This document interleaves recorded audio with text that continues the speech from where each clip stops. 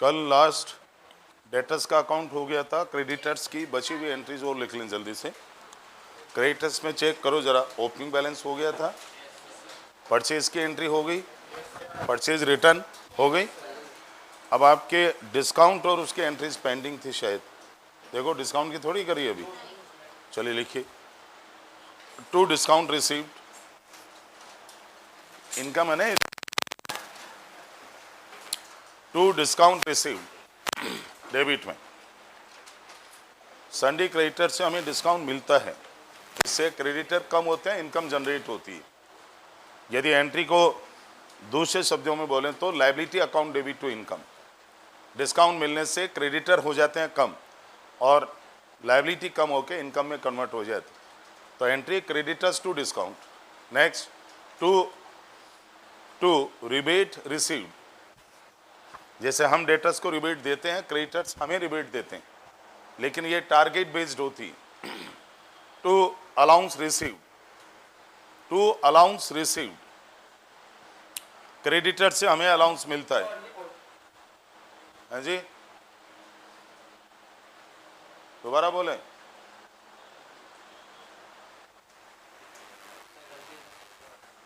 चलो दोबारा देख लो, to discount received, to rebate received and to allowance received, ये तीनों में से कुछ भी आता रहेगा।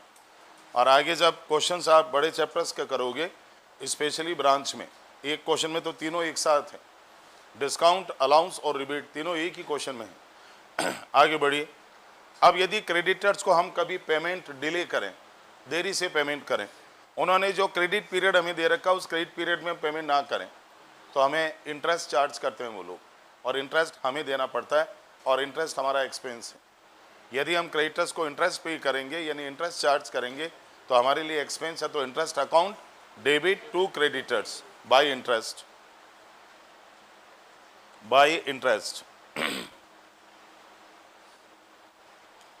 हो गया। अब आप देखिए, कल हमने क्रेडिटर्स को चेक इशू करने की एंट्री करी होगी टू बैंक है, उसमें बाई बैंक डिसोनर करवा दिया था कि देखना, और बाई को नोटिंग चार्जेस की एंट्री हो गई थी, हो गई, बाई बैंक चार्जेस की एंट्री हो गई। ठीक है, लिख दो।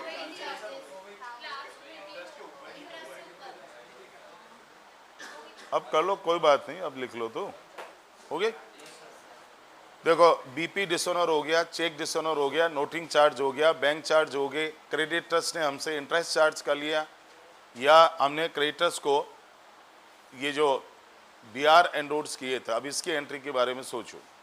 हमने क्रेडिटर्स को बीआर एंडोर्स किया, क्या एंट्री करी देखना जरा, बाई बीआर, ये सॉरी क्रेडिटर्स टू बीआर लिखा है क्या है। और अब यदि ये बीआर डिसोनर हो जाए तो एंडोर्स किया हुआ बीआर डिसोनर की एंट्री करी थी क्या कल? देखो बाई डेटर्स किया है क्या?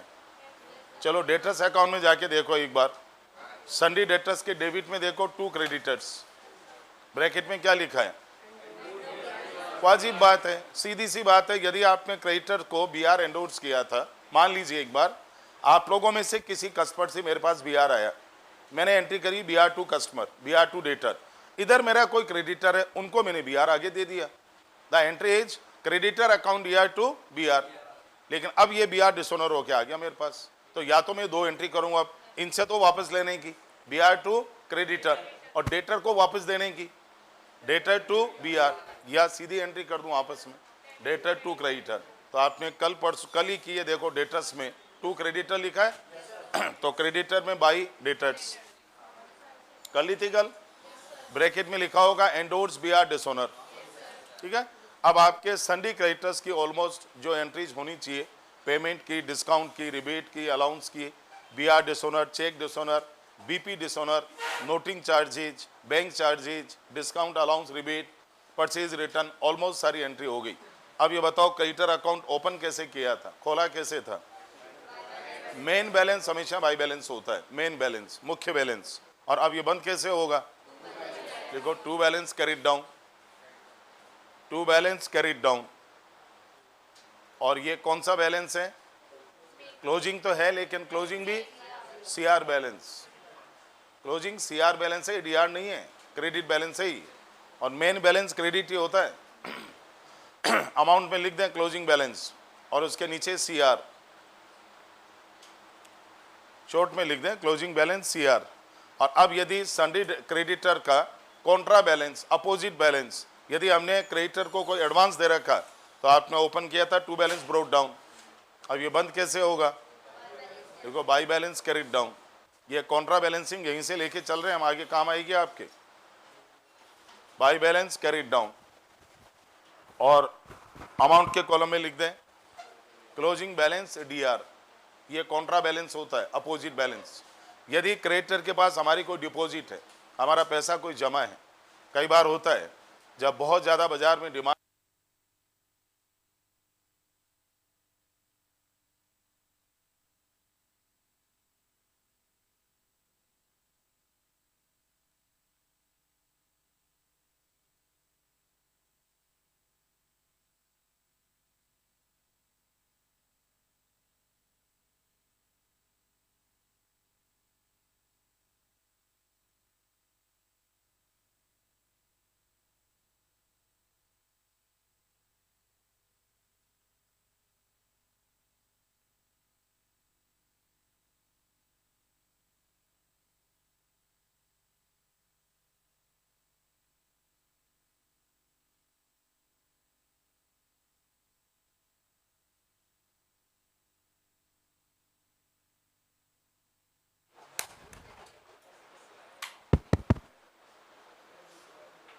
लगाई दो, नहीं अगली क्लास में दिक्कत आई।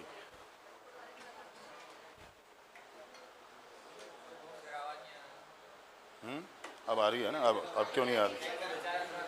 आ रही है अब। चलो, वो बैटरी चली गई थी भाई। चले आगे।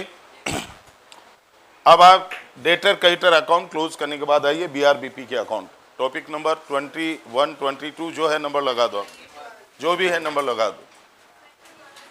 हाँ जी,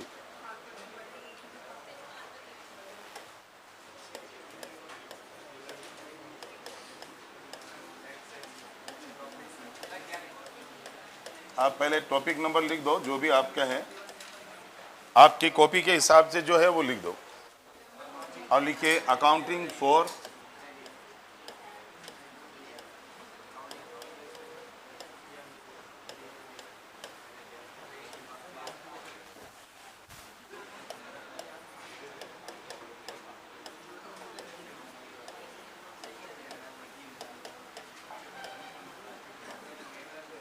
बिल्स रिसीवेबल एंड, एक बार पूरा लिख दो,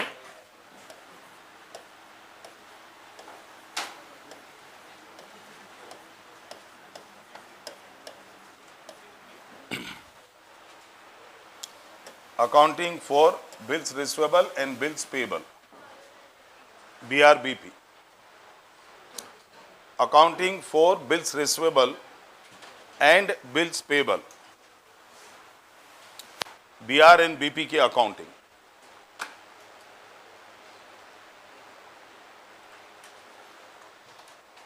अब BRBP की कुछ एंट्रीज तो आज और कल, स्पेशली कल जब हम डेटर्स अकाउंट बना रहे थे तो डेटर से BR आना, उसको एंडोर्स करना, डिस्काउंटिंग करना, एंडोर्स BR का डिसऑनर हो जाना, डिस्काउंटेड BR का डिसऑनर हो जाना, और न एंडोर्स न डिस्काउंटेड, खुद के पास में बिल रखा उसको डेटर्स को प्रेजेंट किया, उसका डिसऑनर हो जाना। ये कुछ एंट्रीज और अकाउंटिंग अभी हाल फिलहाल काम आएगी BRBP दोनों की।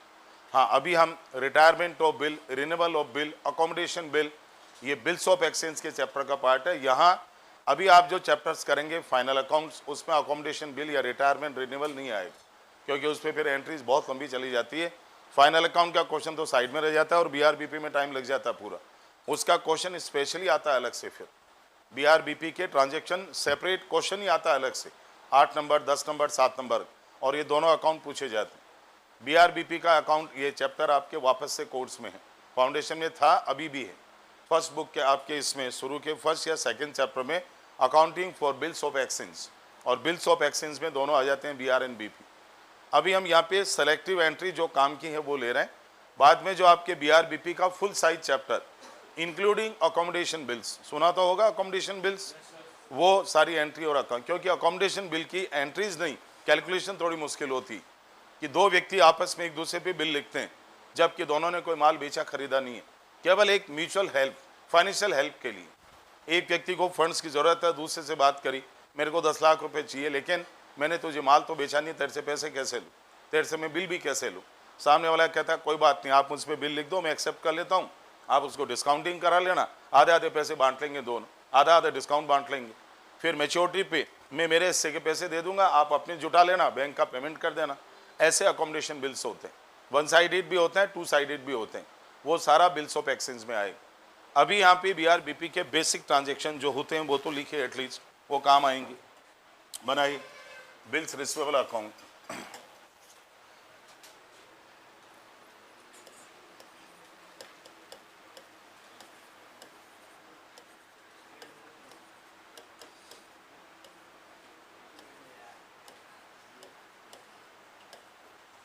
Bills receivable account. अकाउंट का हेडिंग कभी शॉर्ट पे नहीं लगाया करें, केवल BR अकाउंट, केवल BP अकाउंट लिखना सही नहीं माना जाता। और इसी तरह से आपको P&L अकाउंट के लिए भी बोलते हैं, P&L अकाउंट बनाते समय उसका हेडिंग पूरा लगाया करें, प्रॉफिट एंड लॉस अकाउंट। आगे कहीं लेजर पोस्टिंग करनी हो, नरेशन लिखना हो तो चल जाता है।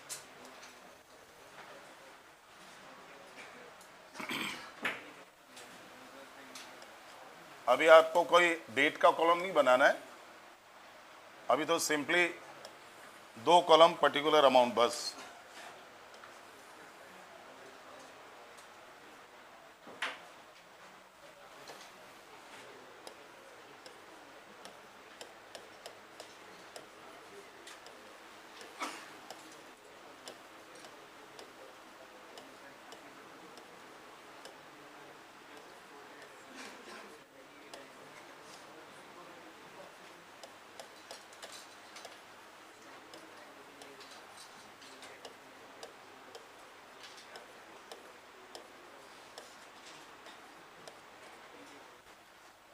और अब शुरुआत यदि करेंगे तो BR अकाउंट के स्टार्ट कैसे होनी चाहिए? असेट है, बोलो भाई, तो ऐसे चुप क्यों बैठे हो? टू बैलेंस ब्रोट डाउन,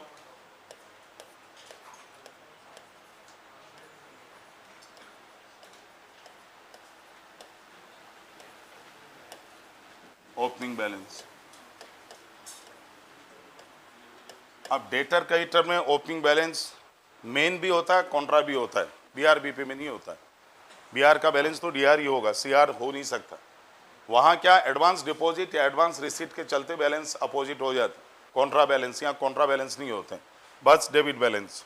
अब BR की जनरल एंट्रीज के बारे में सोचते चलो। ड्यूरिंग द ईयर डेटर्स पे बिल लिखे गए और वो एक्सेप्ट हो गया आगे वहाँ से, BR receipt from the debtors, तो BR अकाउंट डेबिट टू, लिखिए टू डेटर्स।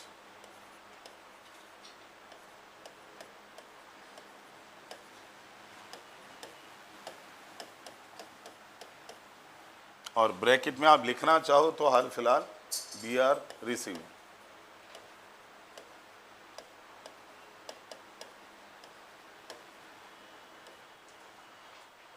डेटर्स पे बिल ड्रॉ किए गए, इसको ड्रॉन भी बोलते हैं, BR drawn during the year and accepted by debtors. अब ये जो डेटर्स से बिल आ गए, इनका क्या ऑप्शन है हमारे पास? हम क्या कर सकते हैं? इनका डिस्काउंटिंग भी करा सकते हैं और एंडोर्स भी करा सकते हैं और मैच्योरिटी पे पेमेंट खुद भी ले सकते हैं। 3 ऑप्शन, 3 रास्ते होते हैं। तो यदि मैच्योरिटी पे हमें BR का पेमेंट मिला, that is BR cash received against BR, check received against BR, BR का पैसा मिला, तो एंट्री कैश या bank account debit two by cash in bank. और जब तक क्वेश्चन साइलेंट होता है बैंक से एंट्री करनी है। अब जनरली BR का पैसा कैश नहीं आता, चेक आता है उसके अगेंस्ट। ये BR आपका एन कैश हो गया, संडे डेटर्स ने BR का पैसा चुका दिया, पे कर दिया। अब यदि हमने BR की बैंक से डिस्काउंटिंग कराई हो तो bank account debit, discount account debit to BR, तो 2 एंट्री आएगी by bank,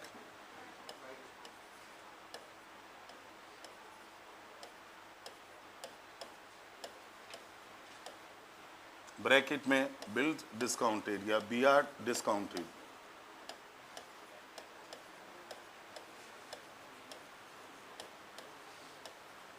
and by discount.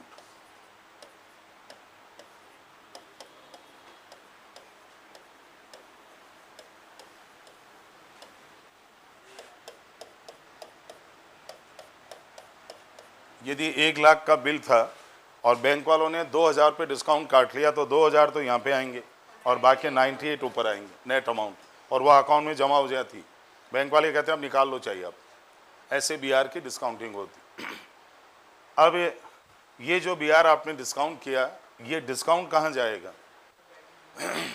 एक तो एंट्री हो गई डिस्काउंट टू BR, ये डिस्काउंट जाएगा कहाँ है? P&L में। आगे फाइनल अकाउंट के क्वेश्चंस करने हैं भी। BR का डिस्काउंट या सन्डी डेटर्स को डिस्काउंट या रिबेट या अलाउंस P&L के DR में जाते हैं सब, तो ये फाइनल अकाउंट बनेंगे तो P&L में जाएगा ही। And this is indirect expense, it's not a direct expense. आपको पैसों की ज़रूरत है, फाइनेंशियल अरेंजमेंट, पैसा नहीं है। BR उठाए, बैंक में गए, डिस्काउंटिंग कराई, बैंक वालों को डिस्काउंट कटवाया, पैसा ले लिया, तो ये फाइनेंशियल एक्सपेंस कहलाता है। And it is charge to P&L account, it's indirect expense, it's not a direct expense. BR creditors को एंडोर्स किया हो तो BR एंडोर्स टू क्रेडिटर्स। अरे BR को डेबिट कैसे करते हो आप?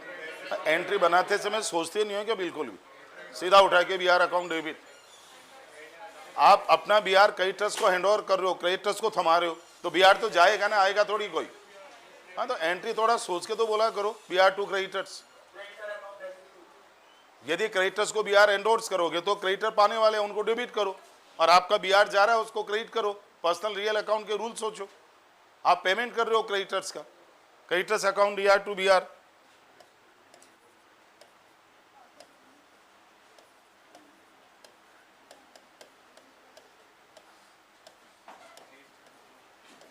ब्रैकेट में लिख दें BR एंडोर्स्ड,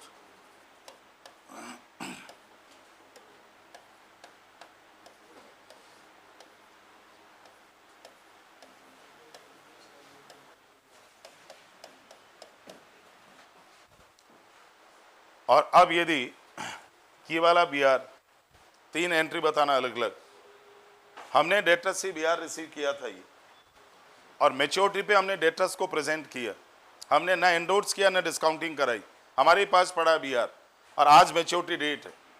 आज के 2 महीने के पहले का आया हुआ BR है, और आज 2 महीने पूरे हो गए। 4 अक्टूबर को हमने डेटर्स को थमाया, लो भाई पेमेंट करो। पेमेंट कर दिया होता तो भाई कैश बैंक कर देते, लेकिन उन्होंने मना कर दिया, पेमेंट नहीं है हमारे पास, your BR has been dishonour. तो रिवर्स एंट्री करनी है। डेटर्स से BR आने की क्या एंट्री करी थी आप? BR टू डेटर्स, और डिसऑनर होगा तो बाय डेटर्स।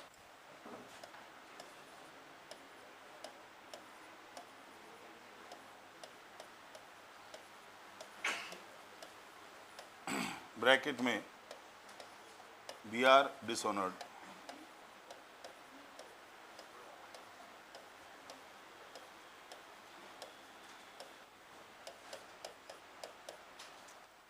BR डिसऑनर हो गया।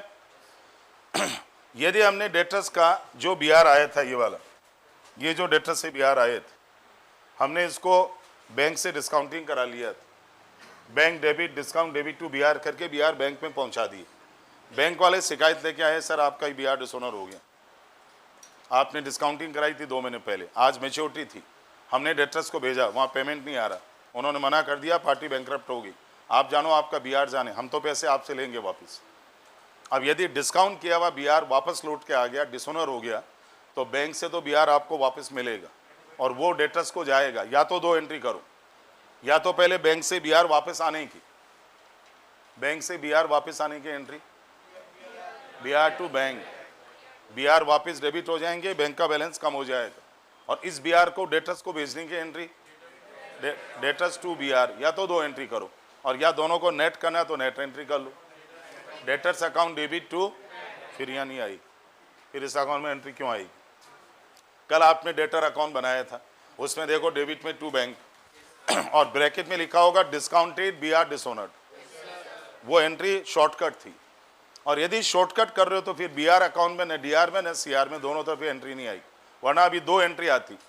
यहाँ डेबिट में लिखते B R account debit to bank, that is B R received from the bank, और इधर वापस by debtors B R return to debtors.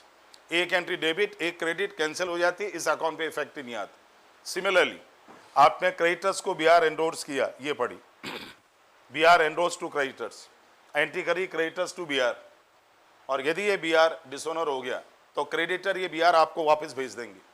अब क्रेडिटर से बी आर वापस आने की entry B R to creditor, यहाँ बी आर में आएगा टू क्रेडिटर, लेकिन ये बी आर वापस डेटर्स को लौटाने की entry debtors to B R, तो यहाँ टू क्रेडिटर्स यहाँ बाई डेटर्स, दो एंट्री आएगी कैंसिल हो जाएगी, तो इसलिए हमने ये एंट्री करी नहीं।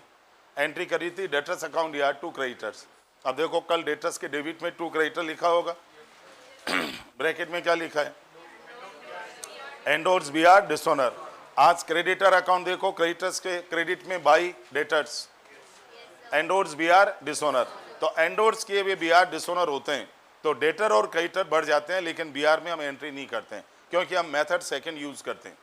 या तो दो एंट्री का ऑप्शन है कि एंट्री दो बार करो, क्रेडिटर से बी आर वापस लो, B R to creditor, debtor को बी आर वापस दो, डेटर्स टू बी आर, और या दोनों एंट्री की बजाय एक एंट्री कर दो, डेटर को भी बढ़ा दो क्रेडिटर को भी बढ़ा दो, डेटर्स को डेबिट कर दो बढ़ गए, क्रेडिटर्स को क्रेडिट कर दो वो भी बढ़ गए, दोनों बढ़ गए, और बी आर आया गया बराबर हो गया क्योंकि हम लेंगे भी तो वापस जाएगा।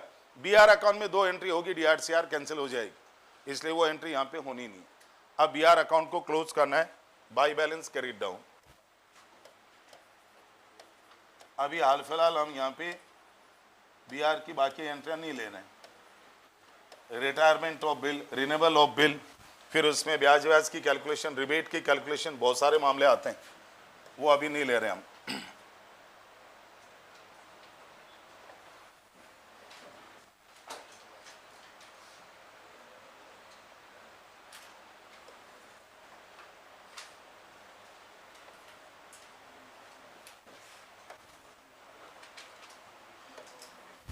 अब इस अकाउंट का डेबिट का टोटल और क्रेडिट का टोटल, और यहाँ पे आ जाएगी क्लोजिंग बैलेंस। जैसे वहाँ आपने लिखा था ओपनिंग बैलेंस, ये क्लोजिंग बैलेंस। अब जिन लोग का भी अकाउंट पेंडिंग हो एक बार देख लो, फिनिश कर लो इसको।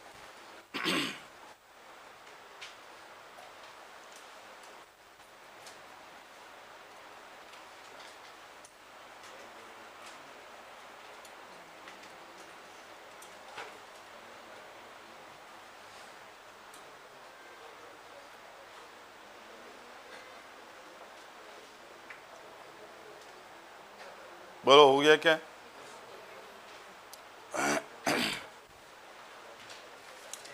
बी आर अकाउंट में to balance brought down, to debtors B R receive from debtors, by cash and bank B R collected भी बोलते हैं इसे, और बी आर एन कैश भी कहते हैं, कुछ लोग एन कैश बोलते हैं, ENCASH, B R encash किए गए, बी आर को कैश में कन्वर्ट कर लिया गया, या इसको बी आर कलेक्टेड भी कहते हैं। By bank by discount composite entry है, bank debit discount debit to B R discounted. By creditor B R endorse to creditors, by debtors B R dishonour. और डिसऑनर तीन तरह के होते हैं, एक डिसऑनर होता है जो हमारे पास बी आर पड़ा है वही डिसऑनर हो गया, एक हमने एंडोर्स किया वो हो गया, एक डिस्काउंट किया वो हो गया। डिस्काउंट और एंडोर्स वाली की एंट्री हम इसमें नहीं करके नेट करते हैं, या तो डेटर्स टू क्रेडिटर्स और या डेटर्स टू बैंक, उससे डेटर बढ़ जाते हैं और क्रेडिटर भी बढ़ जाते हैं, बैंक बैलेंस कम हो जाता है। वो एंट्री हम यहाँ पे नहीं कर रहे हैं, यहाँ करेंगे तो दो दो साइड में होगी फिर इधर टू क्रेडिटर इधर बाई डेटर, इधर टू बैंक इधर बाई डेटर, फिर ऐसे एंट्री होगी। बी आर आएगा और वापस चला जाएगा। ये तो हुआ बी आर अकाउंट। अब बनाइए बिल्स पेबल अकाउंट।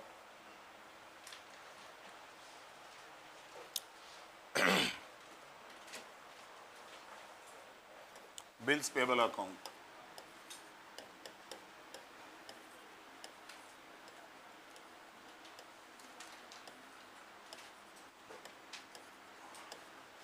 अब बिल्स पेबल की कोई बहुत ज़्यादा एंट्रीज नहीं लेते हैं हम, बड़ी लिमिटेड एंट्री आती है।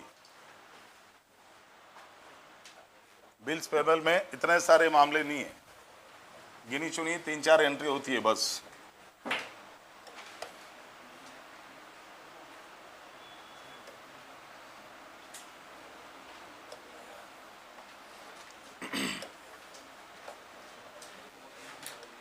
इट्स ओनली 3-4 लाइन्स, 3-4 लाइन का मार्जिन ले लें, ज़्यादा बड़ा अकाउंट नहीं है।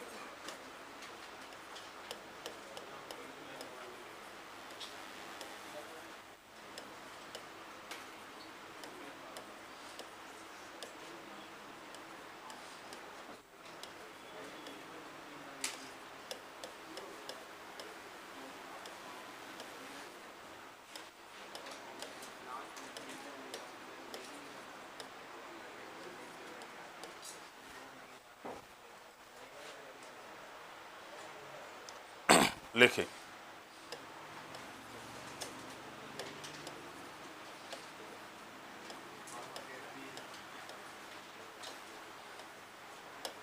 By balance brought down opening balance, bills payable is a liability, opening balance credit, CR balance. हो गया। करंट ईयर में बीपी इशू किए गए, बीपी हमेशा इशूड होते हैं, हमने बीपी इशू किया अपने क्रेडिटर को पेमेंट करने के लिए। हम क्रेडिटर को कैश भी दे सकते हैं, चेक भी दे सकते हैं, डीडी या आरटीजीएस या नेफ्ट भी करा सकते हैं, हम क्रेडिटर को बीपी भी दे सकते हैं, हम क्रेडिटर्स को बीआर एंडोर्स भी कर सकते हैं। क्रेडिटर्स को पेमेंट करने के अनेक तरीके हैं, लेकिन यदि हमने क्रेडिटर्स को कोई बीआर एंडोर्स नहीं किया, बीआर था ही नहीं हमारे पास, न कोई चेक दिया, न कैश, न आरटीजीएस, न नेफ्ट, न डीडी, और हमने क्रेडिटर को बोल दिया हम पे बिल लिख दो, हम साइन कर देते। उन्होंने हम पे बिल ड्रॉ किया और हमने उससे साइन करके सील टप्पा लगा के बैंक के अकाउंट नंबर सब लिख के और उसको थमा दिया। इसे कहते हैं बीपी इशूड। बीआरबीपी के अकाउंटिंग अभी आप वन साइडेड पढ़ रहे हैं। वन साइडेड बोले तो आप में आज तक बीआरबीपी 11th में भी और अभी फाउंडेशन में भी, और अभी आपके यहाँ इंटर में भी, एफए में आप केवल 2 पार्टियाँ पढ़ते हैं, ड्रॉर एंड ड्रॉई की बुक्स। बीआरबीपी का ट्रांजेक्शन 2 पार्टियों के बीच में नहीं, 4 जनों के बीच में होता है। इट्स ए रेक्टेंगल, नहीं एंडोर्समेंट भी नहीं, it's a rectangle transaction. Rectangle बोलते हैं आयत को। आयत सुना कभी हिंदी में? आयत। बीआरबीपी का ट्रांजेक्शन इस तरह से होता है और इसमें 4 पार्टियां होती है। देयर आर 4 पार्टीज इन अ बीआरबीपी, जो आप लोग अभी आपके उसमें पढ़ोगे। ये 1, ये 2,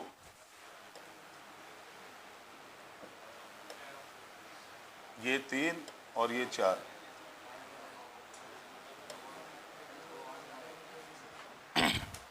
इस तरह से बैंकिंग में कोर्स में है आपके एडवांस्ड अकाउंट्स में, बैंकिंग कंपनी अकाउंट्स, वहाँ पे accounting for bill discounting and bill purchase अलग से टॉपिक है। स्पेशल अकाउंटिंग ऑफ बैंक्स, वहाँ 4 पार्टियाँ पढ़ोगे 4 कोने में। आप लोग अभी तक ये ड्रॉर और ड्रॉई पढ़ते हो। मिस्टर एक्स, ये मिस्टर वाई। मिस्टर एक्स ने मिस्टर वाई को माल बेचा, मिस्टर एक्स ने मिस्टर वाई को पेमेंट के लिए प्रेशर किया, पेमेंट चाहिए मुझे, मैं नहीं जानता पेमेंट चाहिए, आपको मैंने 15 दिन की उधार दी थी, पूरे हो गए 15 दिन, पेमेंट क्यों नहीं कर रहे हो? वाई ने कहा मेरे पास नहीं है फंड्स। हद से हद आप एक काम करो, मुझ पर एक बिल ड्रॉ कर दो, बिल्स ऑफ एक्सचेंज। उसका पर्टिकुलर फॉर्मेट होता है, कभी लॉ में पढ़ा हो।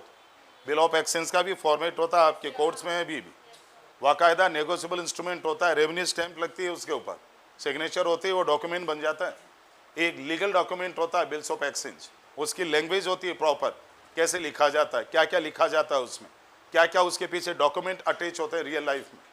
जो माल आपने बेचा उसके प्रूफ, उसका चालान, उसकी बिल्टी, उसका इनवॉइस, उसकी जेरोक्स कॉपी लगती है और वो पूरा पुलंदा बन के और सिग्नेचर के लिए जाता है। एक्स अपना पूरा सेट बना के उसको पेश करेगा, वो साइन करके वापस लौट के आएगा, तब जाके आप बैंक में जाते हो, साहब मुझे अपना बिल डिस्काउंट कराना है।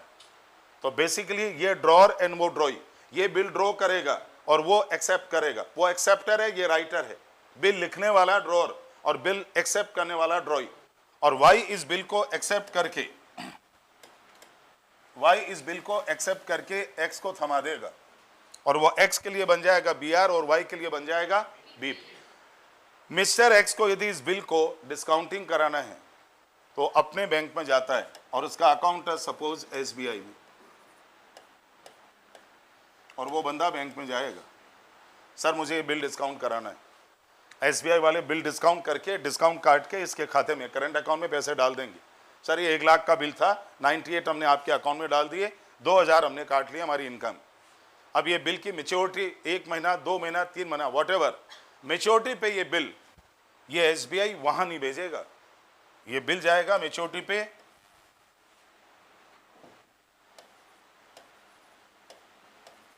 व्हाट इज दिस, उस बंदे का अकाउंट पीएनबी में। मिस्टर वाई जब बिल पे साइन करता है तो अपने पीएनबी जो ब्रांच है उसमें अकाउंट नंबर और उसके सिग्नेचर और सील लगा के देगा बिल पे, और ये बिल एसबीआई से वाई को नहीं जाता है, पीएनबी को जाएगा। पीएनबी इस बिल का पेमेंट करेगी एसबीआई को और वाई के खाते में डेबिट कर देगी। वाई का अकाउंट जो बैलेंस है वो रिड्यूस हो जाएगा और पीएनबी एसबीआई को फंड ट्रांसफर करेगी। ऐसे होता है बिल्स ऑफ एक्सचेंज। हम लोग खाली 2 पार्टियां पढ़ते हैं क्योंकि उस समय ये कोर्ट्स में नहीं होती है। अभी आप एडवांस्ड अकाउंट्स में उसके अंदर जब पढ़ेंगे तो बिल्स ऑफ ये एक्सचेंज का पूरा ये ट्रायंगल या रेक्टेंगल ये जो आयत है ये पढ़ना पड़ेगा पूरा। 4 पार्टियां होती है, इसमें 2 नहीं होती। ये 2 आपकी पेंडिंग है अभी नीचे वाली, और आपको इनकी बुक्स में एंट्रीज पढ़नी है कि एक्स ने वाई ने तो एंट्रियां कर दी, ये बैंक क्या एंट्री करेगा जब ये बिल डिस्काउंट करेगा, बैंक क्या एंट्री करेगा जब बिल को आगे भेजेगा, पीएनबी क्या एंट्री करेगा जब इस बिल का पेमेंट करेगा वाई के बिहाफ पे, और पीएनबी ने पेमेंट का मना कर दिया क्योंकि वाई के खाते में पैसे ही नहीं है, तो ये बिल डिसोनर होकर बैंक से बैंक को वापस आएगा तो एसबीआई क्या एंट्री करेगा। एसबीआई इस बिल को फिर वाई एक्स को भेजेगा तो क्या एंट्री करेगा, एक्स इस बिल को वापस वाई को देगा तो क्या एंट्री करेगा। ये सारा स्ट्रक्चर आपके एडवांस के कोर्स में है, बैंकिंग कंपनी अकाउंट्स, वहाँ पे पढ़ना पड़ेगा आपको ही। अभी हाल फिलहाल एफए में केवल बिल इशू करना, डिस्काउंट करना, ये इसके एंट्रियाँ हैं बस। यानी ड्रॉर और ड्रॉई की बुक्स पढ़ रहे हो आप, बैंकों की बुक्स अभी एफए के कोर्स में नहीं है, सेकंड बुक में। अभी क्रेडिटर्स को बीपी इशू करने की एंट्री बाय क्रेडिटर्स,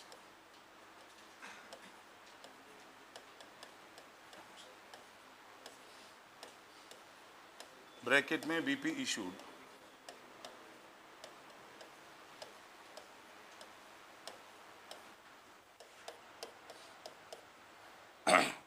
क्रेडिटर्स को बीपी इशू किया गया, और यदि मैच्योरिटी डेट पे क्रेडिटर, चाहे क्रेडिटर का कोई क्रेडिटर और चाहे क्रेडिटर का कोई बैंक, सोचो जरा, ये आपने क्रेडिटर्स को बीपी इशू किए, आपके लिए होंगे बीपी, आपने एंट्री करी है क्रेडिटर डेबिट टू बीपी, सामने वाला जो आपका क्रेडिटर है बंदा वो क्या एंट्री कर रहा होगा, बीआर टू डेटर्स।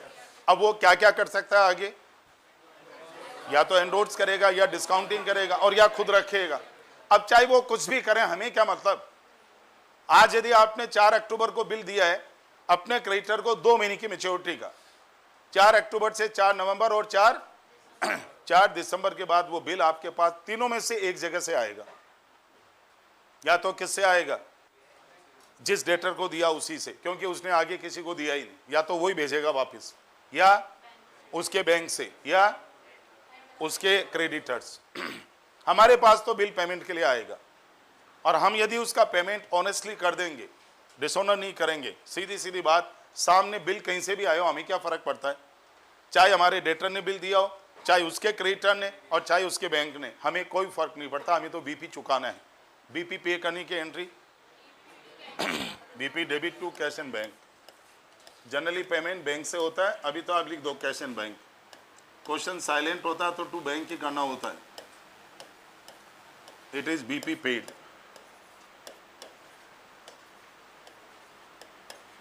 बीपी का पेमेंट किया गया, ये बीपी चुकाने की एंट्री।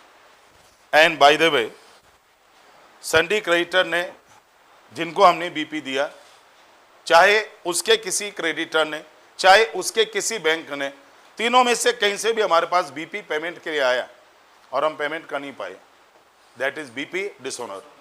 बीआर डिसऑनर होता तो किसी का बीपी भी तो होता होगा।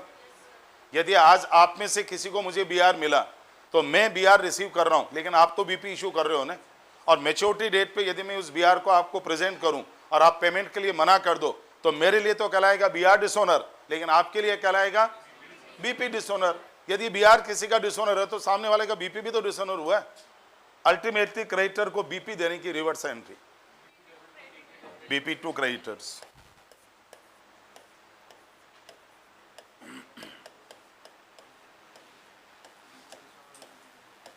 ब्रैकेट में बीपी डिसऑनर्ड,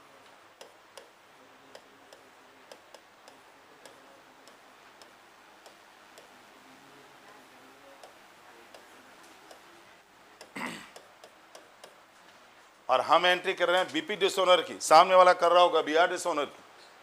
और अब इसके अलावा एक स्पेशल एंट्री कल मैंने बोर्ड पे लिखी थी, बीपी एंडोर्स बैक। आपने अपना बीपी किसी क्रेडिटर को दिया, उसने आगे अपने क्रेडिटर को दिया, उसने आगे अपने क्रेडिटर को दिया, और घूम फिर के उसने हमें थमा दिया, क्योंकि हमारा वो डेटर है। नहीं समझे? कल बताया तो था बना के। अरे एक्स ने वाई को माल बेचा, वाई से बिल आया, एक्स ने बिल जेड को दे दिया, जेड ने वाई को थमा दिया, तो वाई के लिए तो बीपी एंडोर्स होके आ गया ना वापस। आपने अपने क्रेडिटर को बीपी दिया, उसने अपने क्रेडिटर को एंडोर्स कर दिया, और उसने हमें एंडोर्स कर दिया उल्टा वापस। हमारा ही बीआर, हमारा ही बीपी घूम फिर के हमारे ही पास वापस आ गया। कल आपने डेटर्स में एंट्री करी थी, देखो बाई बीपी, डेटर्स में देखो कल के अकाउंट में बाई बीपी ब्रैकेट में क्या लिखा था, एंट्री करी थी ना कल, BP account debit to debtors, to debtors.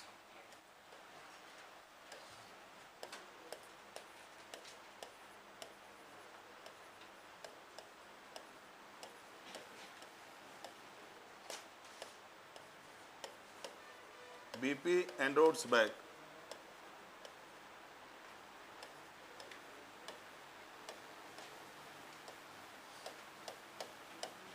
बड़ा रेयर ट्रांजैक्शन होता है, बहुत एक्सेप्शनल मामला है, अपवादजनक स्थिति है, बहुत कोइंसिडेंस वाली बात होती है, कोई इत्तेफाक जिसको कहते हैं कि आपका दिया हुआ बीपी घूम फिर के आप ही के पास वापस आ गया हो। It's just a coincidence. और बिजनेस साइकिल है, ऐसा हो सकता है। बाजार में सब लोग आपस में एक दूसरे से कनेक्टेड होते हैं, कौन किसको बीपी दे रहा है, कौन किसको बीआर दे रहा है, कौन किसको एंडोर्स कर रहा है, सब चलता है।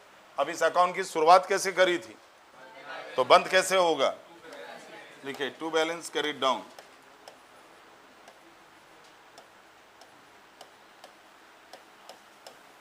It's a closing balance.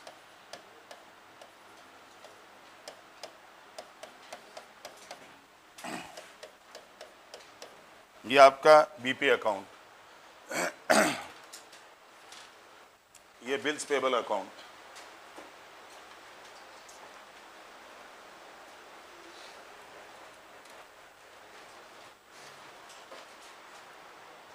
Done. ये accounting of BR in BP जरूरी थी, आगे काम आएगी।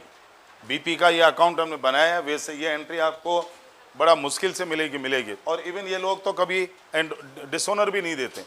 ये बीपी के केवल 3 ही ट्रांजेक्शन देते हैं, बीपी का ओपनिंग बैलेंस, बीपी इशू किए, बीपी का पेमेंट और क्लोजिंग बैलेंस। ये 2 एंट्री जनरली आती नहीं है, क्वेश्चंस मिलती नहीं है कहीं। फिर भी ये हाल फिलहाल बिल्स पेबल की एंट्रीज और अकाउंटिंग। अब ये था आपका बीआर बीपी का टॉपिक। अब अगला टॉपिक हम ले रहे हैं एक बार आपकी नॉलेज के लिए, देखते हैं किस किस को कितनी नॉलेज है।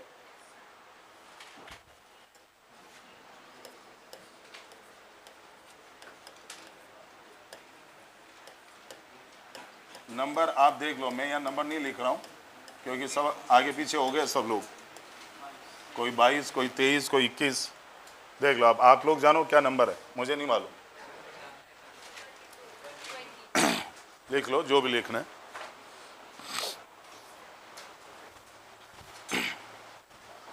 एक नॉलेज की बात आपसे पूछी जा रही है, बैलेंस शीट में प्रॉफिट शब्द बोल रहा हूं, बैलेंस शीट में प्रॉफिट कौन सी साइड में होता है? लायबिलिटी साइड में क्या लिखते हैं हम? यदि प्रोप्राइटरी फर्म है तो उसकी कैपिटल में add net profit, partnership firm है तो पार्टनर्स के कैपिटल में नेट प्रॉफिट, वो तो कैपिटल अकाउंट में मर्ज हो जाता है। और कंपनी है तो रिजर्व्स एंड सरप्लस, कभी सुना रिटेन्ड अर्निंग्स? वो कंपनी में रिजर्व सरप्लस रिटेन्ड अर्निंग यही की बात। प्रॉफिट कमाया लेकिन बांटा नहीं। कमाए गए प्रॉफिट को कंपनियां बोलते हैं अर्निंग्स, बांटे गए को बोलते हैं डिस्ट्रीब्यूशन यानी डिविडेंड, बचा हुआ कहलाता है रिटेन्ड अर्निंग। प्रति शेयर, पर शेयर जो कंपनी कमाती है उसको बोलते हैं ईपीएस, अर्निंग पर शेयर। और पर शेयर जो डिस्ट्रीब्यूशन करते हो उसको बोलते हैं डीपीएस, डिविडेंड पर शेयर। और इन दोनों का डिफरेंस होता है RPS, retained earning per share, जिससे कंपनी की हैसियत पता लगती है। जिस कंपनी की ईपीएस जितनी ज़्यादा उतनी ही उस कंपनी की मार्केट में वर्थ होती है। आज अचंभे वाली बात होगी, आप लोग को मैंने अभी भेजी नहीं ग्रुप पे, देश की बड़ी बड़ी कंपनियां, बहुत बड़ी बड़ी कंपनियां, यदि टॉप शॉट इंडिया की 100 कंपनीज लो ने, तो शेयर कैपिटल कहाँ और उनके रिजर्व सरप्लस कहाँ। आज Reliance industries limited share capital होगी करीब 7-8 हज़ार करोड़ या 17,000 करोड़ के आस, 20,000 करोड़ से नीचे, below 20,000 crore. Reserve and surplus है मोर देन 4 लाख करोड़, 4 लाख करोड़ से ऊपर, शेयर कैपिटल से 20 गुना से ऊपर। ऐसी ऐसी कंपनियां हैं देश में, विप्रो, रिलायंस, आपके गोदरेज, टाटा, टीसीएस, इधर आपकी मारुति, और जो भी रेनबेक्सी और जितनी बड़ी बड़ी सिप्ला, सन फार्मा, कई फार्मा की कंपनियां, मेडिकल की कंपनियां, कहीं इलेक्ट्रॉनिक्स की कंपनियां, कहीं कुछ और, यानी 100 से ऊपर कंपनियां ऐसी है जिनके रिजर्व सरप्लस उनकी कैपिटल से 20 गुना, 40 गुना, 50 गुना ऊपर, क्योंकि उन्होंने इतने सालों से इतना कमा कमा के धर लिया कि उनके रिजर्व सरप्लस के भंडार भरे पड़े हैं, उनको आगे पब्लिक इशू लाने की जरूरत ही नहीं पड़ रही। इतने साल गुजर गए, अभी बीच में मारुति उद्योग लिमिटेड का पब्लिक इशू नहीं आया, क्योंकि 1984-85 से मारुति दबा के पैसा कमा रही है। एक छतर राज किया आज तक पूरे एशिया में, खाली इंडिया में नहीं, पूरे एशिया में मारुति एक्सपोर्ट होती है। वन साइडेड गाड़ियां बेची है उसने, अब जाके आई है 10 साल में हुंडई, होंडा, क्रेटा, ये वो और ये सब, ये तो 10-12 साल की बातें हैं। 1984-85 में पहला कदम रखा था मारुति ने, जब government of India Suzuki corporation से टाई अप करके लाई थी, और उस समय से गाड़ियां बेच रही है। एक एग्जाम्पल है, ये कंपनियां रिजर्व सरप्लस कमाती है और अपने रिटर्न अर्निंग को मेंटेन करती है, और उसी से उनकी वर्थ बनती है। जो बंदा जितना कमाएगा और उसको सजोएगा, उसको रखेगा संभाल के, उसी से उसकी वेल्थ बढ़ती है, और वेल्थ क्रिएशन ही किसी कंपनी का ऑब्जेक्टिव होता है। कमाने वाले बहुत होते हैं दुनिया में, लेकिन उसको संभालने वाले कम होते हैं। कमाने में विजय माल्या ने भी कम नहीं कमाया था, बंदे के प्रोडक्ट कोई कमजोर नहीं थे, चाहे वो लिकर हो चाहे एयरलाइंस हो, दबा के भीड़ जाती थी एयरलाइंस में, फुल खचाखच भरी रहती थी किंगफिशर एयरलाइंस और बाकी इसका जो लिकर की कंपनी, लेकिन सजोना नहीं आया उसको, वो पैसे को संभाल नहीं पाया, फिजूल खर्ची, अयासी, उल फैली, और वो खा गई उसको, इसलिए बाहर बैठा आज, वरना वो भी आज लिस्ट में होता कि देश के टॉप 10 में आता है। प्रॉब्लम ये है, आज ये लोग जितने खानदानी बिजनेस कर रहे हैं, टाटा और बिरला और अंबानी और अडानी, ये खानदान है, इनके पीढ़ियों से जाने जाते हैं कि साहब टाटा कितनी पुरानी फर्म है और कितने टाइम से ये लोग काम करते आ रहे हैं। अब हम एक बात आज आपको साबित कर रहे हैं, जो आप लोग अभी बोल तो गए लेकिन किसी का रिप्लाई सही नहीं आया। मैंने इतना पूछा था बैलेंस शीट में प्रॉफिट कौन सी साइड में होता है, सब लोग बोल रहे हैं लायबिलिटी साइड।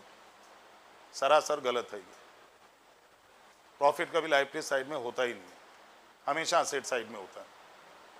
साबित करेंगे, अब यहाँ भरोगे सर ये तो हमने कभी ध्यान नहीं दिया, क्योंकि हमें किसी ने physical capital versus financial capital की कॉन्सेप्ट ही नहीं समझाई, आई नहीं कभी छोटी क्लासों में।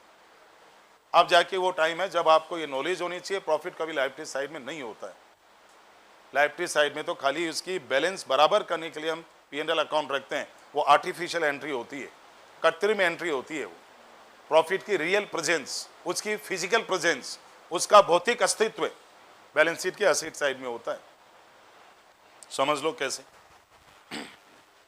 फिर कहोगे हाँ सर ये बात तो सही है कि प्रॉफिट लायबिलिटी साइड में होता ही नहीं। अब ये कहीं ना कहीं काम आता है आगे, इसलिए बता रहा हूं।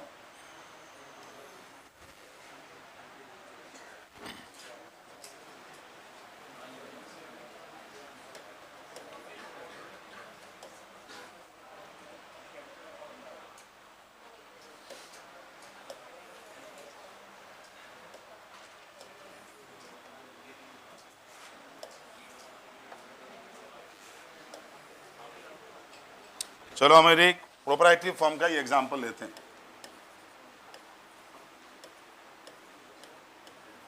Balance sheet of mister x, 1 April 21, single day. ये लायबिलिटीज, ये अमाउंट,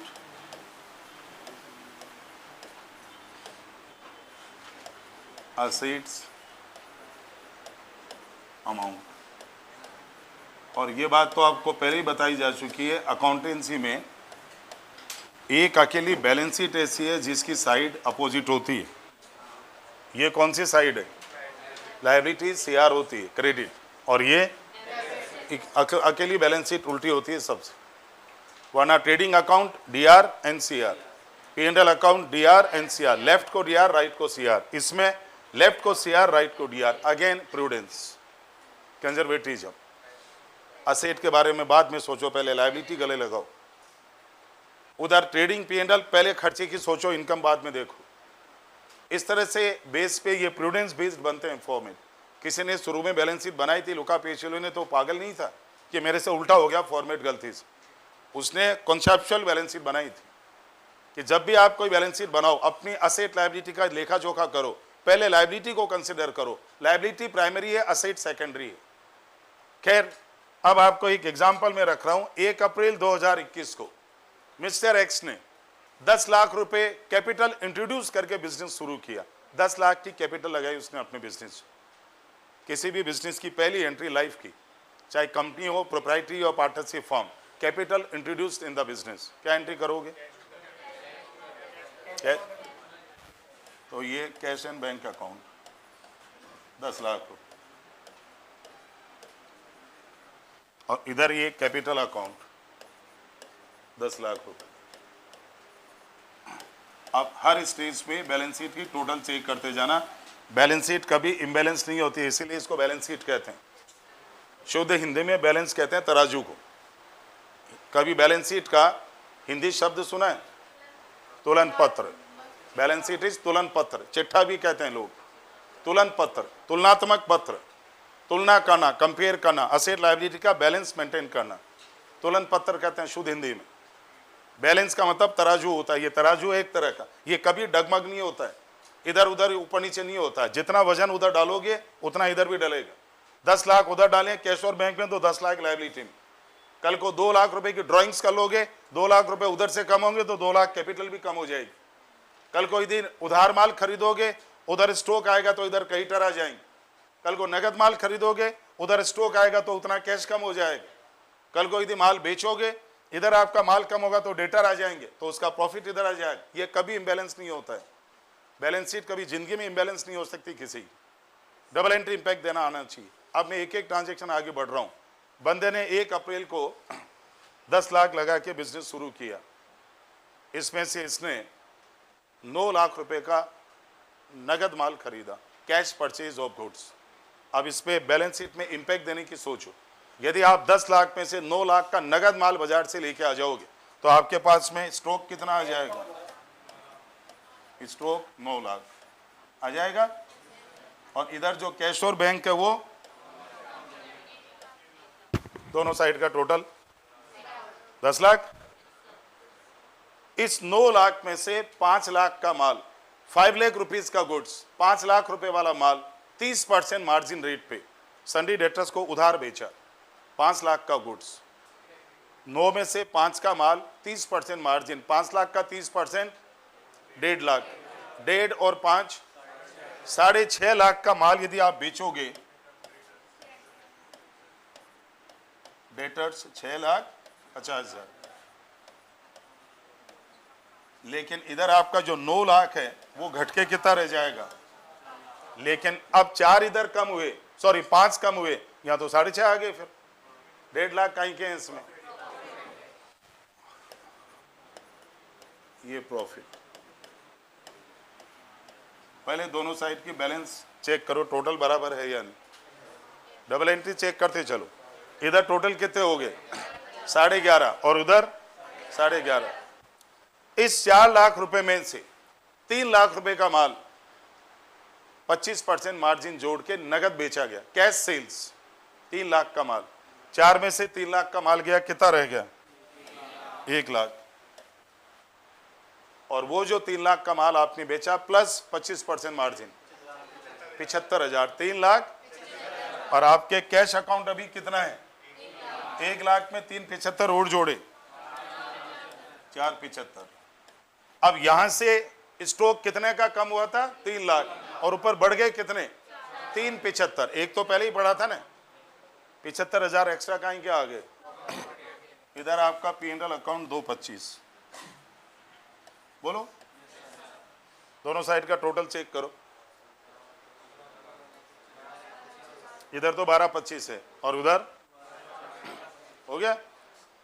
आपने जो माल खरीदा था ये 1 लाख का स्टॉक तो पड़ा है ना अभी भी, लेकिन जो उधार माल बेचा डेटर से कितने रुपए लेने हैं? इस 650 में क्या क्या शामिल है? 5 लाख के तो आपकी घर की कॉस्ट है और 1.5 लाख कहीं के हैं। इन लोगों ने आपको 5 लाख, मान लीजिए 6 लाख रुपए दे दिए, या 6 भी नहीं, चलो मैं 4 लाख के ले लेता हूँ। सन्डी डेटर से 4 लाख का कलेक्शन आ गया, तो ये कितने रह गए? अब 4 ऊपर बढ़ गए, 875। इधर 4 कम होके ऊपर गए, तो टोटल अभी भी देख लो 12-25 है। बंदे ने 8 लाख, और ये 1 अप्रैल 21 से करते करते बंदा मार्च 22 पे आ चुका है, ईयर एंड के आसपास आ गया वो। और अब इसने इस 875 में से 2 लाख रुपए की लैंड एंड बिल्डिंग परचेज कर ली, ये 2 लाख रुपए। तो इसका कैश बैलेंस कितना रह गया? 675। इसी 675 में से फर्नीचर एंड फिक्चर्स खरीद लिए 1 लाख रुपए, 575 रह गए। इस 575 में से इसने बैंक में एफडी बनवा दी 3 लाख रुपए, 2 लाख। इस बंदे ने जब ये बिजनेस शुरू किया था कितने रुपए से शुरुआत करी थी जी? 10 लाख। 10 लाख रुपए इधर तो आपने लायबिलिटी में ले लिए थे, उधर 10 लाख रुपए कहाँ डाले थे आपने? कैश और बैंक में। उस समय इसके पास में असेट साइड में कैश और बैंक के अलावा कुछ और होता था क्या? कुछ नहीं था। आज एफडी भी है बैंक में, आज आपके पास फर्नीचर भी है 1 लाख, आज आपके पास लैंड बिल्डिंग भी है 2 लाख, आज आपके पास डेटर भी है 2.5 लाख, इधर आपकी इन्वेंट्री पड़ी है 1 लाख की, और उधर कैश पड़ा 275 का। 10 लाख की पूंजी जो आपने लगाई बिजनेस में आज कितने की हो गई? इस 12-25 में एक्स्ट्रा 2.25 लाख कहीं के हैं ये प्रॉफिट। इधर आप कहते हो लायबिलिटी साइड में है, मैं कहता हूं ये जो सन्डी डेटर ये कौन सी प्राइस पे है? ये कौन सी कॉस्ट पे है? क्या इसमें प्रॉफिट नहीं है? इनसे पैसा जो आया था और एक नगद माल जो बेचा उसका पैसा आया था, क्या वो कैश में प्रॉफिट नहीं आया था? और आपने कैश को इन्वेस्ट कहीं नहीं किया, लैंड बिल्डिंग और फर्नीचर पिक्चर और एफडी, क्या वो प्रॉफिट उसमें इन्वेस्ट नहीं हो गया? आज आपका ये 2.25 लाख का प्रॉफिट कहां पे छुपा पड़ा है? एक खाली स्टॉक में नहीं है, बाकी सब में है। बोलो। और हम कहते हैं कि प्रॉफिट लायबिलिटी साइड में होता है। लायबिलिटी साइड में खाली बैलेंस करने के लिए लिखना पड़ता है, क्योंकि बैलेंस शीट बैलेंस नहीं होती। अब आपके प्रॉफिट की रियल प्रेजेंस, उसका वास्तविकता, उसकी रियलिटी, फिजिकल प्रेजेंस, असलियत में उसका भौतिक स्वरूप, प्रॉफिट इधर नहीं होता है, प्रॉफिट इधर होता है। गलतफहमी में रहते हैं, प्रॉफिट लायबिलिटी साइड में होता है, लायबिलिटी साइड में नहीं होता। लायबिलिटी साइड में तो खाली बताते हैं हम कि आज इस बिजनेस के मालिक को 10 की जगह व्यापार कहता है मुझे आपको 12-25 देने, लेकिन मैं दूंगा कैसे? ये ले लो मेरे से सब आपके, क्योंकि आपने कोई लोन कर्जा नहीं लिया, ये सब आप ही का तो है। मैंने आपके लिए जो कमाया वो भी तो केस में पड़ा है। मैंने आपके लिए जो कमाया वो बैंक एफडी लैंड बिल्डिंग में छुप गया जाके। मैंने आपके लिए 2.25 लाख कमाए, वो डेटर्स में भी छुपे हुए हैं। आज यदि आप मैथमेटिकल फ्रैक्शन के पीछे लग जाएं कि सर ये 2.25 का प्रेजेंस कहाँ चला गया, तो फॉर्मूले लगा के फिगर तोड़ के निकाल दोगे कि कुछ प्रॉफिट कैश में छुपा है, कुछ डेटर्स में है, कुछ लैंड बिल्डिंग में और कुछ इन सब में। खाली एक इन्वेंट्री जो है वो कॉस्ट में है, बस उसमें प्रॉफिट नहीं है, बाकी सब में प्रॉफिट छुपा हुआ है। और हम कहते हैं प्रॉफिट लाइफ में होता है, कभी जिंदगी में नहीं होता। अब असली लाइफ में आ जाओ। रियल लाइफ में आज यदि गली मोहल्ले में, समाज में, परिवार में कोई भी व्यक्ति जो किसी समय उसके पास कोई प्रॉपर्टी, कोई वेल्थ, कोई धन संपदा नहीं थी, और आज पिछले 10-12 साल में पता लगा उसके पास बहुत कुछ है, उसके पास अच्छे खासे लैंड बिल्डिंग है, अच्छा खासा उसके पास ज्वेलरी है, अच्छी खासी उसके पास गाड़ियां हैं, बैंकों में बैलेंस हैं, एफडीआं हैं, शेयरों में इन्वेस्टमेंट है, कई तरह के म्यूचुअल फंड में पैसा लगा रखा है और माला माल हुआ पड़ा है, तो लोग क्या बोलते नजर आते हैं, देखो साहब कितना कमा रहा है। और वो उसकी कमाई काय में दिख रही है? उसकी असेट्स में, उसकी प्रॉस्पेरिटी, सुख संपत्ति, उसकी धन संपत्ति, उसमें नजर आती है कमाई। और यदि कोई व्यक्ति बर्बाद होता है और भयंकर घाटों में जा रहा है, तो बैलेंस शीट में उसकी असेट बढ़ेगी या लायबिलिटी बढ़ेगी? कर्जों में डूब जाता बंदा। देखो साहब कैसे डूबा पड़ा, दलदल में धंसा हुआ है, फंस गया बुरी तरह। दो डेफिनेशन होती है प्रॉफिट लॉस की। एप्रिसिएशन, एप्रिसिएशन सब तो जानते हो, एप्रिसिएशन बढ़ोतरी। Appreciation in net wealth is a profitability. Appreciation in net wealth, what is net wealth? शुद्ध धन संपदा, असेट्स माइनस लायबिलिटी। अभी लायबिलिटी मैंने एक भी नहीं ली यहाँ पे, यदि मैं लोन या कुछ ले लेता अभी तो वो घटाते। अब इस बंदे की असेट 1 अप्रैल को इसकी संपत्ति जब बिजनेस शुरू किया जब कितनी थी? 10 लाख। आज कितनी है? ये 12,25,000। साल भर में उसकी धन संपदा, उसकी असेट 10 लाख का कैश और बैंक सारा मिला के आज 12,25 है। कितना बढ़ गया? वो प्रॉफिट ही तो है वो, लेकिन वो इधर नहीं है, वो उधर है। प्रॉफिट के एक्चुअल प्रेजेंस, उसका वास्तविक अस्तित्व उधर है। इधर तो हम खाली खाना पूर्ति करने के लिए लिखते हैं कि बराबर हो जाए, बस हमें मालिक को 12,25 देने, लेकिन देने इस शक्ल में है। आज यदि एक्स, मिस्टर एक्स इस व्यापार को बंद करेगा तो अपने सारे आइटम कैश करके बेच के और नगद में ले लेगा, 12,25, 2,25 जेब में आ जाएंगे। प्रॉफिट की कभी भी definition, appreciation in net wealth of any business is a profit, and depreciation, decrease, downfall in the net wealth और इंक्रीज इन लायबिलिटी, दायित्वों में बढ़ोतरी और असेट्स में कमी, ये लॉस का साइन है। असेट्स में बढ़ोतरी और लायबिलिटी में कमी, ये प्रॉफिट का साइन है। दोनों के अलग अलग इंडिकेशन होते हैं। किसी व्यक्ति की संपत्तियां बढ़े जा रही है और कर्जे और लायबिलिटियां कम होती जा रही है, मतलब वो कमा रहा है। किसी व्यक्ति की संपत्तियां घटे जा रही है और लायबिलिटियां बढ़ी जा रही है, मतलब लॉस में जा रहा है वो। धीरे धीरे धीरे कोई दिन दिवालीपन पे आ जाएगा जब उसकी संपत्तियां खत्म हो जाएगी और लायबिलिटियां चुकाने को नहीं रहेगा। और इसीलिए हम जब बैलेंस शीट बनाते हैं तो P&L का DR बैलेंस असेट साइड में रखते हैं, क्योंकि उतनी असेट आप खो चुके हो, इतनी असेट आप गंवा चुके। हम जितनी असेट कमा चुके वो इस साइड में है, उसकी अमाउंट सामने लिखते हैं। और आज ये 2,25 का अमाउंट यदि आप बोलो तो कुछ तो इसमें शामिल है, कुछ यहाँ पे इंक्लूड है, कुछ यहाँ पे इंक्लूड है। ये 2,25 बिखरा हुआ पड़ा है आपकी बैलेंस शीट। बोलो क्या ये 2,25 का फिगर इन सब में छुपा हुआ नहीं है? केवल एक में नहीं है बस, स्टॉक। वरना इस 2,25 के कोई पीछे लग जाए ना कि सर मैं तो चीर फाड़ करके फिगर निकालूंगा, निकालने बैठ जाए। जैसे ये संडी डेटर, आपने माल बेचा था 5 लाख का माल 650 में बेचा था, कितना मार्जिन लिया था? 30%। क्या ये 130% पे नहीं है आज? क्या ये संडी डेटर 130 पे नहीं है? डिवाइडेड बाई 130 इंटू 30, इतना प्रॉफिट डेटर्स में छुपा हुआ है।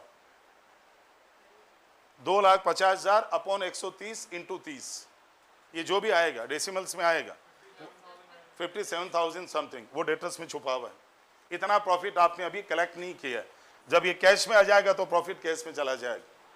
इसको बोलते हैं physical capital versus financial capital. आपकी ये जो कैपिटल है ये फाइनेंशियल है, लेकिन ये जो कैपिटल है ये फिजिकल है। लेकिन हम लोग इसको समझती नहीं कभी। हम लोग खाली बैलेंस शीट बनाने में, बैलेंस शीट बनाते समय जो P&L लिखते हैं लायबिलिटीज में P&L अकाउंट प्रॉफिट, हम कहते हैं बैलेंस शीट में प्रॉफिट लायबिलिटी में होता है। समझदार बंदा कहेगा साहब लायबिलिटी साइड में नहीं होता है। लायबिलिटी साइड में प्रॉफिट की आर्टिफिशियल प्रेजेंस होती है, प्रॉफिट की एक्चुअल प्रेजेंस वास्तविक में उसके देखा जाए तो वो असेट में छुपा होता है। आप जो कमाए जा रहे हो, इन्वेस्ट किए जा रहे हो, प्रॉपर्टियां बढ़ाए जा रहे हो, बहुत सारे इन्वेस्टमेंट्स करते जा रहे हो, वो आपका प्रॉफिट ही तो है। आपकी ओरिजिनल पूंजी प्लस प्रॉफिट ये मिलके 10 लाख के 12-25 हो गए, कल को ये 15 लाख 18 लाख भी होंगे, कल को 22 लाख 25 लाख भी होंगे। आज के 10 साल बाद में पता लगा बैलेंस शीट का असेट साइड का टोटल 50 और लायबिलिटी में आउटसाइड लायबिलिटी 10, 40 लाख रुपए आपके नेट वेल्थ। 10 लाख से शुरुआत करी, 40 लाख पे पहुंच गए। आपने 10 साल में 30 लाख रुपए कमा लिए और वो 30 लाख आपकी संपत्तियों में छुपे हुए। That's a profitability. आया कुछ समझ में? ये ऐसी कॉन्सेप्ट है जो काम आती है। मैं पार्टनरशिप करूंगा तब बात करूंगा इसकी। पार्टनरशिप में जब हम हाई लेवल क्वेश्चंस करेंगे, amalgamation, conversion, sale to company, या पार्टनर्स के उस समय कैपिटल अकाउंट बना के इधर से उधर शिफ्ट करना, तब मैं बोलूँगा कि प्रॉफिट कैपिटल में दिखता जरूर है, लेकिन होता वो असेट साइड में। जुड़ा हुआ यहाँ होता है 10 में, लेकिन वो वास्तव में उधर होता है। खैर, ये तो एक खाली समझाने के लिए लिया था। टॉपिक नंबर तो अब लिख रहे हैं हम लोग। गया सब जल्दी नहीं, अब नहीं आएगा। चलो अब टॉपिक नंबर क्या लिखा था आपने, जो भी हो, ये तो खाली एक समझाया है मैंने आपको, ये कोई टॉपिक हम ले नहीं रहे हैं यहाँ पे। अब आप लिखो अकाउंटिंग फॉर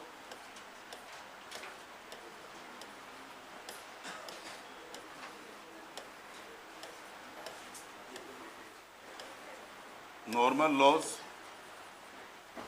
एंड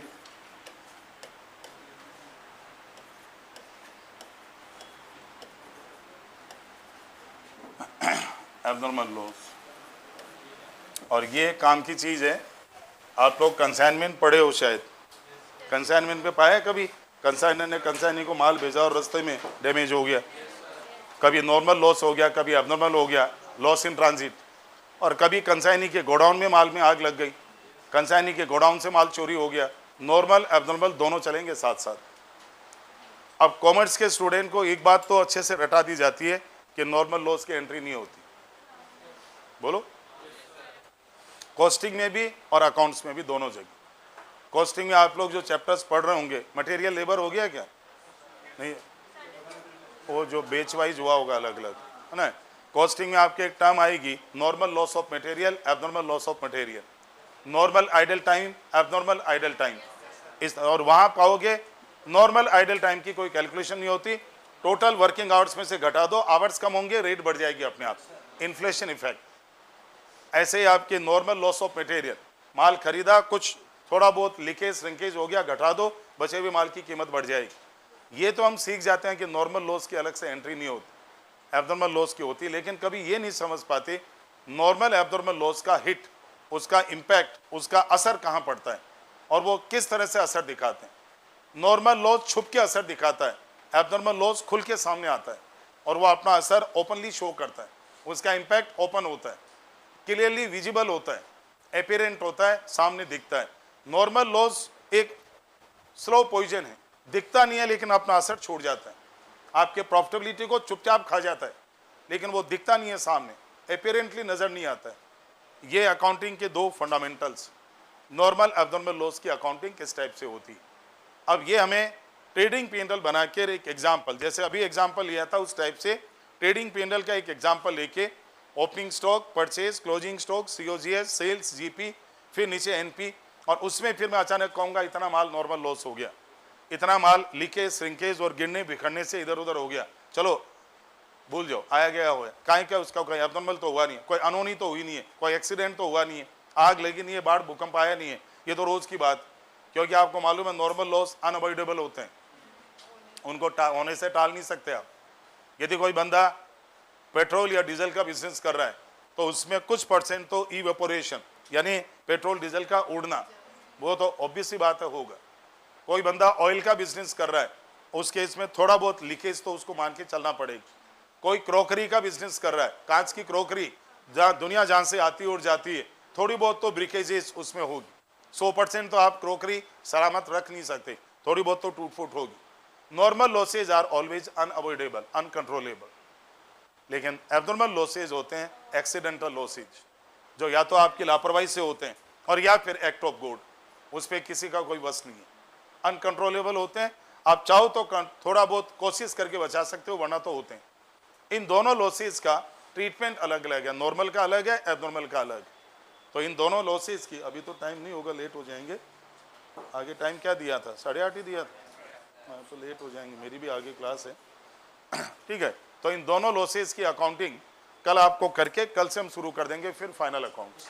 कल आपका चैप्टर, क्योंकि 20-22 टॉपिक ये हो चुके हैं, और यदि कोई ज़रूरत पड़ी तो मैं बीच आगे और बीच में लिखवा दूँगा, कोई नई बात आगे सर ये भी समझा दो, हमें आता नहीं। देखो अंत नहीं है कोई चीज़ का, हम लोग ये 20-22 टॉपिक ले रहे हैं, इनके अलावा भी बहुत सारी बातें अभी सामने आएगी, अचानक से कोई भी बात को ले जहाँ ज़रूरत पड़ेगी आपको लिखवा दिया करेंगे। बट कम से कम ये जो अभी क्लासेज हो चुकी हैं जितनी भी, इनको जितनी बार आप देख सकते हो, कोई व्यूज़ का कोई लिमिट नहीं है, मैं आप चाहो तो व्यू लिमिट हटा दूंगा, उस पर ऐसा नहीं है कि साहब मेरे व्यूज़ लैप्स हो गए। मेन बात ये है कि आपको हर बात समझ में आ जाए। आगे जब हम बड़े क्वेश्चंस करेंगे, प्रैक्टिकल साइज क्वेश्चंस, वहाँ आपको कोई दिक्कत नहीं आनी चाहिए। स्पेशली शुरू में जो ट्रायल बैलेंस के अंदर बाहर की बातें, क्योंकि अब ये फाइनल अकाउंट में सारा मामला ट्रायल बैलेंस पे चलेगा, हर क्वेश्चन में ट्रायल बैलेंस होगा आपके सामने, अब उसमें बाहर क्या और अंदर क्या है और क्या क्या एडजस्टमेंट करने और कहाँ, और अब यदि आप में से किसी को लगता है sir trading P&L balance sheet के फॉर्मेट भी लिखवा दो, तो वो आप बताओगे तो वो भी लिखवा देंगे, एक जनरल फॉर्मेट ट्रेडिंग का, P&L का या बैलेंस शीट का। यदि proprietary firm at least, partnership firm company तो बात की बात, कंपनी तो FA के कोर्स में नहीं हो तो सेकंड बुक में आप एडवांस में, यहाँ पार्टनरशिप और प्रोप्राइटरी फर्म आपके कोर्स में, NPO कोर्स में। तो यदि चाहिएगा कि ट्रेडिंग P&L बैलेंस शीट का एक जनरल फॉर्मेट, स्पेसिफिक फॉर्मेट कि सर बेसिक से बेसिक फॉर्मेट क्या है, तो वो एक बार कॉपी करा देंगे, क्योंकि अगला चैप्टर पूरा फाइनल अकाउंट का चलेगा। फाइनल अकाउंट के बाद में मैं इनकम्प्लीट रिकॉर्ड लूंगा, इनकम्प्लीट के बाद में NPO लूंगा। ये 3 चैप्टर का पैकेट है पूरा, और ये करीब एग्जाम में 20 से 25 मार्क्स की इंपॉर्टेंस है। 15 मार्क्स का कई बार फुल साइज क्वेश्चन आता है NPO का या फाइनल अकाउंट, और कभी 8-8, 7-7 नंबर के 2-3 क्वेश्चन आते। तो ये इंपॉर्टेंस के हिसाब से भी और वैसे भी जरूरी है। कल कंटिन्यू करेंगे, नॉर्मल एबनॉर्मल को फिनिश करके फाइनल अकाउंट का फॉर्मेट चाहिएगा तो आपको लिखवा देंगे।